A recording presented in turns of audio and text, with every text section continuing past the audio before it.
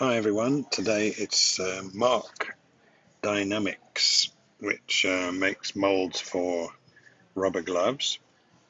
So the sales is doing well, positive sales growth, and they've been strongly outperforming the market average since 2018, up another 10% in the first quarter.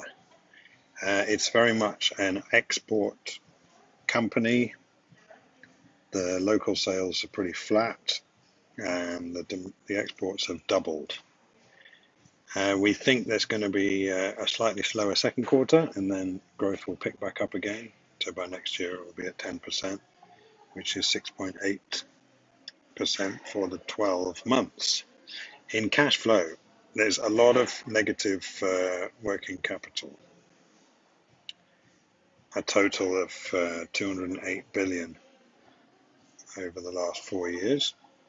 But if we strip that out, then the cash flow is positive, 46 billion in the last 12 months. And with our sales growth and a slightly better margin, we have a forecast of 54 billion over the next 12 months positive.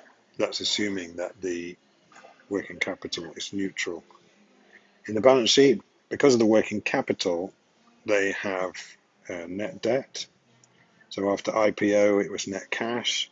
That's come to 93 billion, although that's improving slightly now. And with our forecast for free cash flow, that's going to improve further to 65 billion over the next 12 months.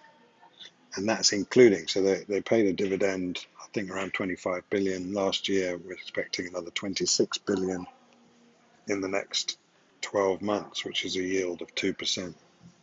The margin, so the profit is flat year on year because the cost ratio has increased a bit.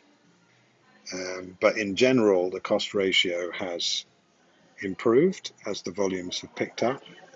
And we assume cost ratio is the same 73% as it was in the first quarter over the next 12 months. And we get profit growth of 11%. And in the valuation, that is 54 billion of free cash flow using our 1.6 with a quite small discount, 25%, because the sales is growing reasonably fast, and that gives us a higher target price of 667. So the share's been doing well and should continue to rise.